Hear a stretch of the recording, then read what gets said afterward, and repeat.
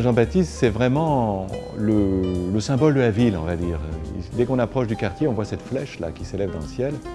Et au bout, il y a une église. D'ailleurs, quand les gens passent dans le quartier, ils disent c'est l'église de Sceaux, il n'y a pas de problème. C'est un magnifique projet qui touche tous les corps d'État.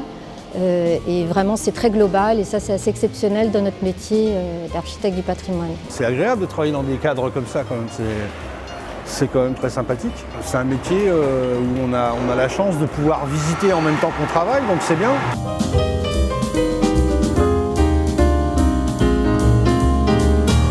Il y a le côté nord de l'église qui était en train de s'enfoncer dans le sol et il était donc nécessaire de le renforcer. Alors nous l'avons fait pendant un certain nombre d'années avec des tirants, avec des systèmes de sauvegarde, mais nous savions depuis longtemps qu'il fallait faire une restauration très importante de l'édifice. C'est à la fois un devoir pour préserver le passé, mais aussi pour les générations futures que de restaurer ce bâtiment.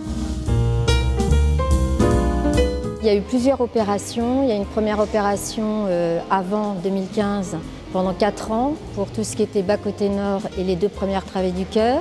Et puis après, vous avez eu, effectivement, à partir de 2015, la deuxième opération qui a consisté à la restauration du bas-côté sud, de la façade occidentale et tout l'intérieur. On a dû d'abord essayer de restabiliser l'édifice, en fait, avec des micro-pieux, où on a fait donc une reprise en sous-œuvre pour retrouver le bon sol et les bonnes assises des fondations. Il y a eu également tout ce qui était lié au niveau des maçonneries à la pose de tirants en fibre de verre.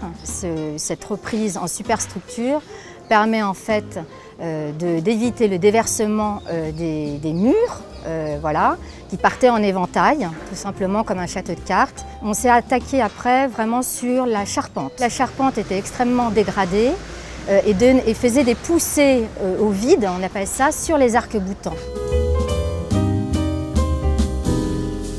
Alors les arcs-boutants ont vraiment une fonction vitale dans la structure de l'église. On va consolider le veau. Ce qu'on appelle le veau, c'est ce qui va soutenir les pierres, l'arc.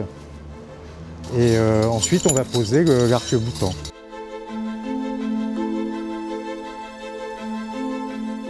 Le tailleur de pierre va suivre en fait les gabarits qui ont été pris à l'existant par l'appareilleur pour pouvoir retravailler la pierre à l'identique. On va équarrir le morceau pour arriver pratiquement à l'approche finale. Et après, avec des outils plus fins, on va suivre les profils de moulure. Il faut que ça se distingue le moins possible. Il n'y ait pas de trace en fait de notre passage entre guillemets.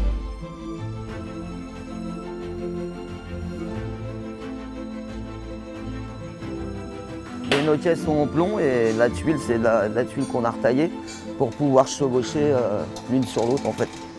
Et à chaque fois, ça passe par-dessus. Il y en a un à chaque rang et ça fait l'étanchéité. Et après, on aura une bande en plomb par-dessus encore. Mais ça, c'est en dernier. Quand tout sera posé, on pourra poser cette bande. En fait, la couverture part du bas jusqu'en haut. Et ici, vous voyez donc la nouvelle couverture que l'on a reposée avec des tuiles vieillies un peu, qui permettent vraiment de s'intégrer bien avec les tuiles de la nef et du chœur. Mon inquiétude, c'était à la dépose, de ne pas oublier l'assemblage quand on lève justement l'ancien campanile. Ma foi, ça s'est très bien passé. Vous avez 8 assemblages à descendre en même temps et il faut que ça claque, que ça se mette vraiment bien pour que toute cette charpente soit sur les appuis de maçonnerie et sur l'ensemble de semelles de plancher de l'église.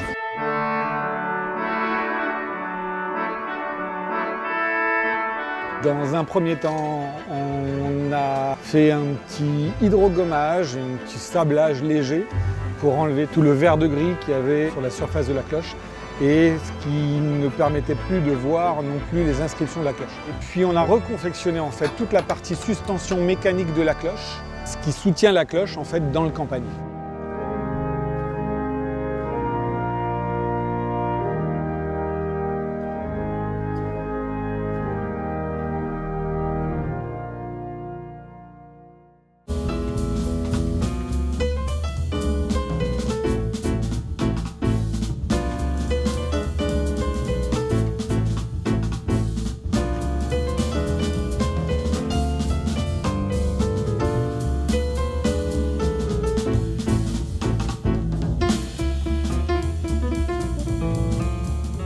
la dernière phase, effectivement, c'est toute la restauration intérieure qui est colossale.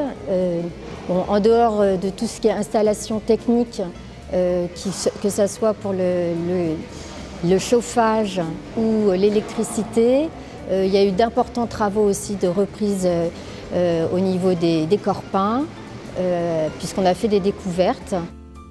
Nous avons trouvé dans cette partie-là un agneau et donc des fleurs de lys qui sont faites donc en or et l'agneau en argent. Ça, c'est une surprise du chantier. Tout le décor des voûtes avec donc ces palmes, donc ces grandes feuilles qui viennent sur les écoinçons des voûtins qui sont à la feuille d'or. Donc on a tout refait à la feuille d'or. On fait tout le tracé au crayon. Ensuite, je suis intervenu, j'ai appliqué ce qu'on appelle un vernis. Ensuite, j'applique la miction, comme vous pouvez le voir.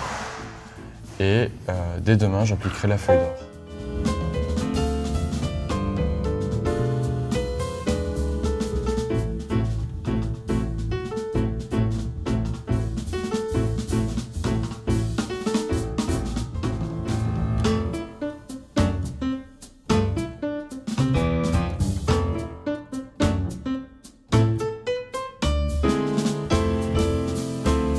Pour tous ces travaux, on a dû retirer le groupe Tubi, c'est la grosse sculpture que vous avez au fond de l'église, qui est classée monument historique, qui a été retirée dès l'amont du chantier pour pouvoir effectivement travailler tout autour en toute sécurité.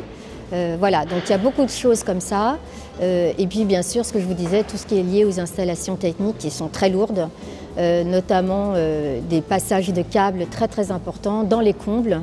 Le but, c'est ça aussi, c'est de mettre la technologie moderne dans un bâtiment ancien en essayant d'être le plus minutieux possible, le plus discret possible pour pas qu'on nuise à la lecture du bâtiment. Donc les lustres en eux-mêmes ont une structure métallique, voilà, et ensuite la vasque est faite en fibre de verre, voilà, pour une question de légèreté et aussi pour une question visuelle et architecturale. Donc la personne qui s'occupera de l'église aura une tablette à disposition et pourra régler les différents scénarios qu'on aura programmés pour gérer tout l'éclairage de l'église. Donc avec plus ou moins d'éclairage, avec différents allumages, suivant le type de messe. Hein, voilà, on va faire un scénario pour les enterrements, un scénario pour tout ce qui est messe de mariage, tout ce qui est messe de minuit, messe de Noël. Enfin, voilà. C'est juste un beau projet pour nous et on a hâte qu'il se termine et de mettre enfin tout ça en service et de voir ce que ça donne au final, quoi.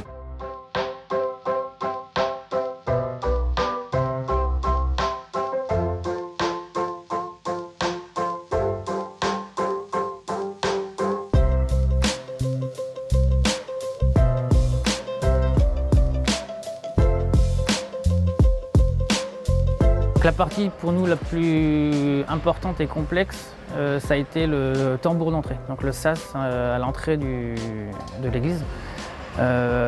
Du fait de sa fonctionnalité, donc des ouvertures de portes, des contraintes électriques et caméras qui sont à l'intérieur, et du fait aussi que du coup on est sur un plancher existant qui reçoit un orgue.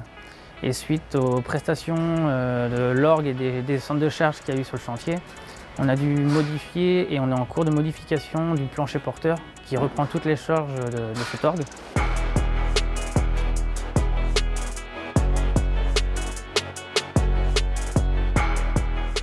Évidemment, après, il y a toute l'installation du mobilier liturgique. Ce qu'il faut savoir, c'est qu'il va y avoir des artistes qui ont été choisis et qui ont fait un beau projet d'un nouvel autel et d'un nouvel ambon, etc. Donc tout le plateau du chœur sera entièrement avec du mobilier liturgique contemporain et voilà, très chouette.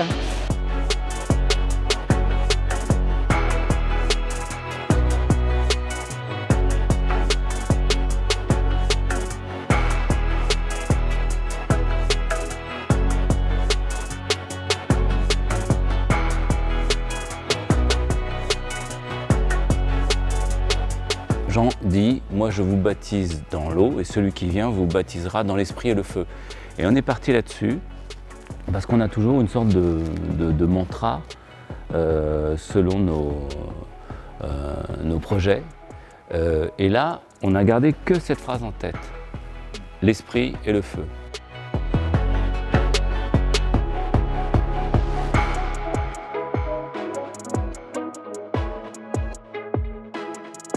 c'est un peu comme un accouchement, j'allais dire. Non, mais c'est vrai. C'est-à-dire qu'on s'investit énormément, on essaie de bien faire les choses. Et c'est vrai que voilà, quand ça sera terminé, je pense que je n'aurai pas le même regard sur cette église, c'est évident. En plus, je suis CN, donc voilà, j'ai un attrait particulier. Donc forcément, ça me fait quelque chose, oui, bien sûr. Mais en même temps, beaucoup de plaisir que les C1, que les paroissiens retrouvent leur église et soient surpris de toute cette découverte, voilà, de tout ce bâtiment.